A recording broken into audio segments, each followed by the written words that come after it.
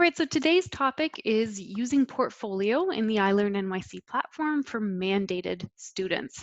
So we're going to look at how do you actually get artifacts into a particular student's portfolio, how you access their portfolio, and that's really it. As I mentioned, it's going to be really scratching the surface of Portfolio. Portfolio can do a lot more than just adding artifacts or teachers adding artifacts on the student's behalf, but we really wanted to really just cover what's expected for the mandated students in their portfolios, which is really 3 artifacts demonstrating evidence of their learning or demonstration against the curriculum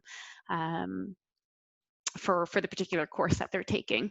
And Winnie and Arlene, feel free to jump in here if I'm relaying that information wrong or saying that wrong. But really that's what we're going to look at, is how do we get some artifacts in there so that you can, again, go through those mandated students, make sure they have a minimum of 3 artifacts sitting there in their portfolio to be viewed by the people who are responsible for making judgments on those.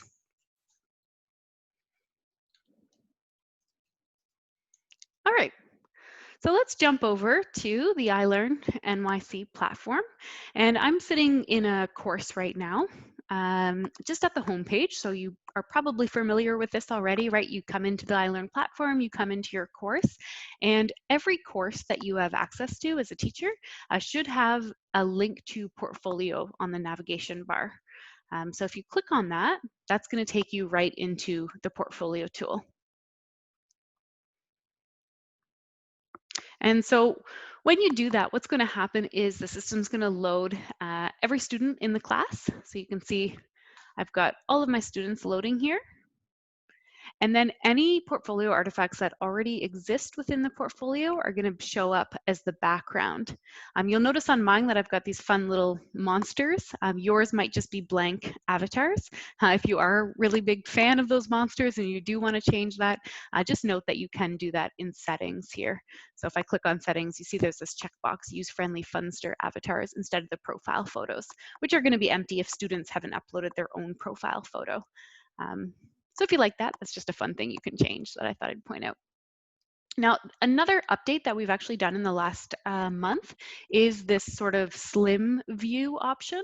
So right here, this is the tile view, and you can swap over to this slim view, which makes it a little bit easier to see all of your students in a list, and you kind of get a little more students in the same amount of screen size. So some people prefer that view, so feel free to flip over to that.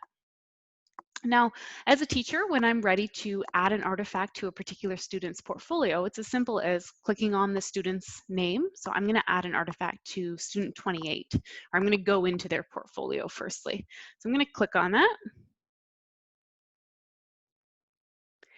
And then you can see here that this student has 5 artifacts already sitting in their portfolio. Now, your students, unless they've really been exploring and they've been uploading artifacts, they probably won't have anything in their portfolio. And in fact, they definitely won't if your settings are set such that you need to approve evidence coming into the portfolio, and that's usually the default.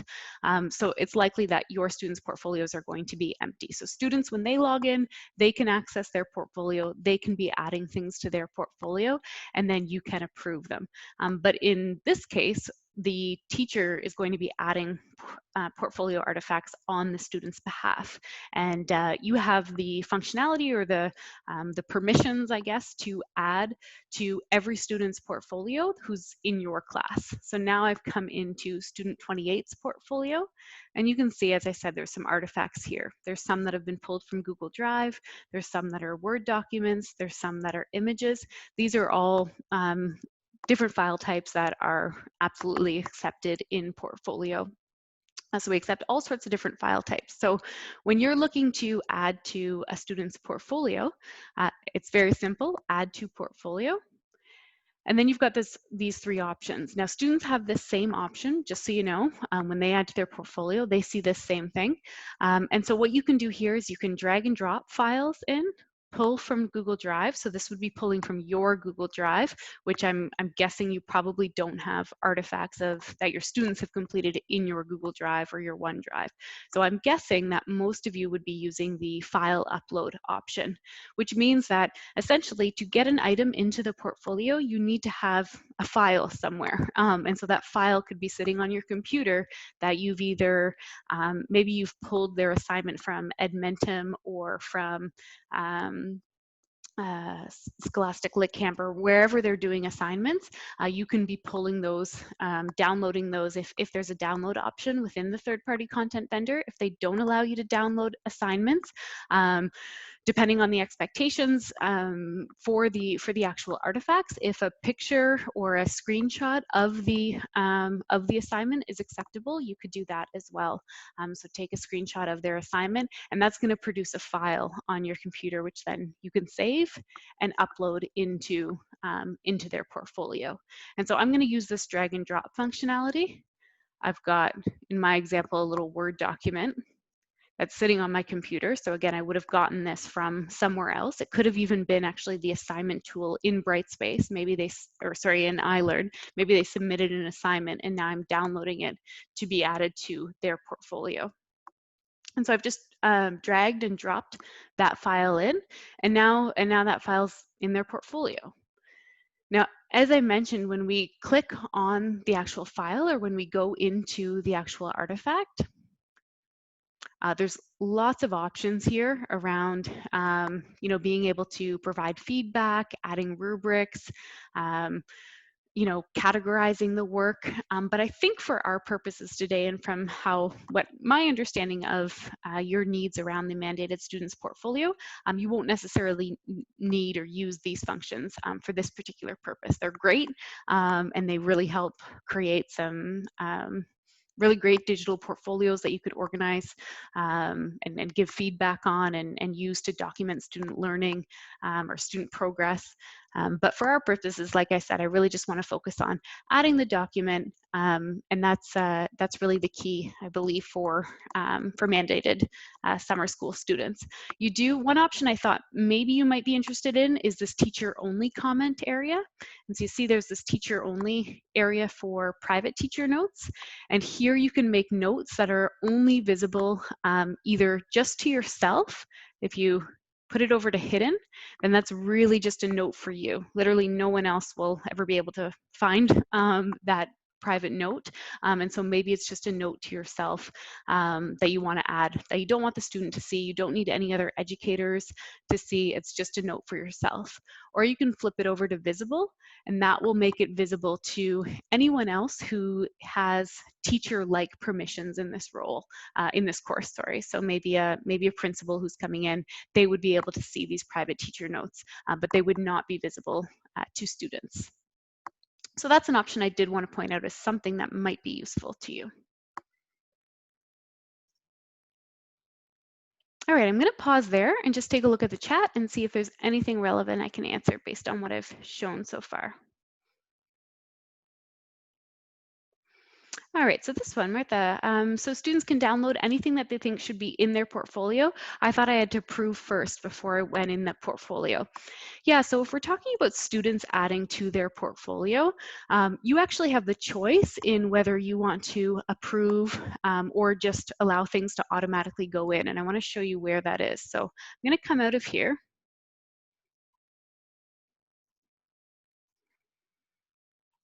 And out of here again, back here, just back to that main portfolio page.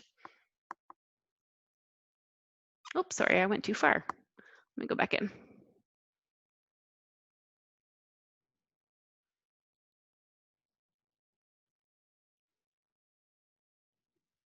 Here we go. This is the page I want.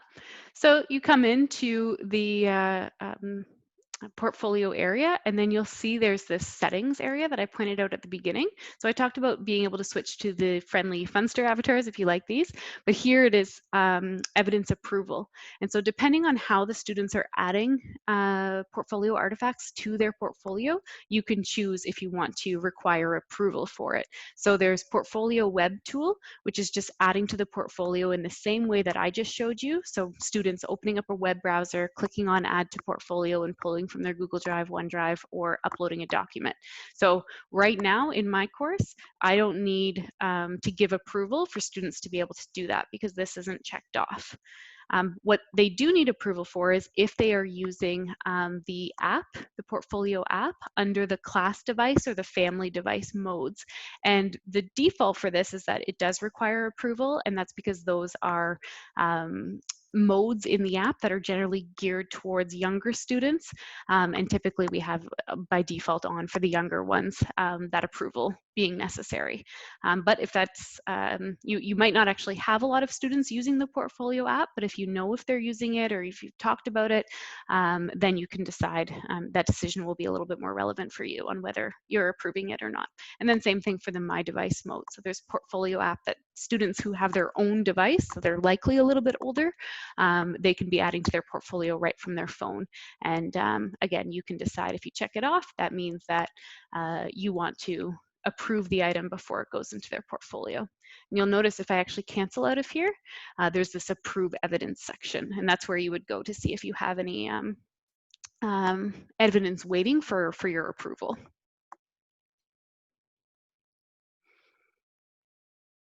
All right, so yeah, a couple questions around the other tools within Brightspace or the iLearnNYC platform and bringing those into Portfolio.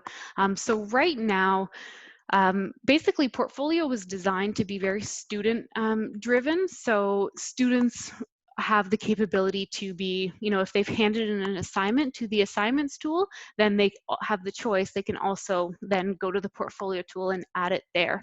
But current functionality is that the assignments tool and the portfolio tool, they don't directly talk to each other. So it's not like a student could go to the assignments tool and push something to their portfolio.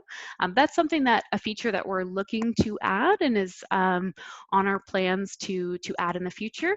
It's just not currently an option right now. So to get around that right now, the student would, or the teacher would download the student submission and then put it into the portfolio from there. All right, I'm just going to check off. We had that that question asked a couple different ways, so just give me a second. Check that.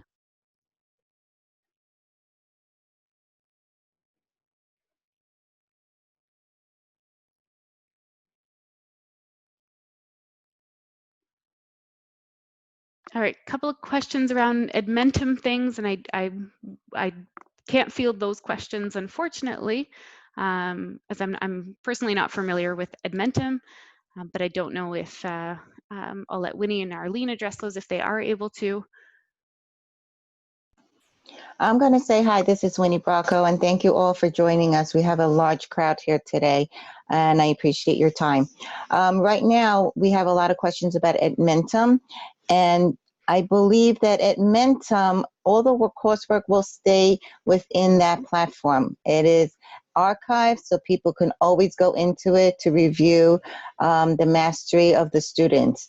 I believe that only grades 3 to 5 need to have artifacts uploaded into the iLearn platform.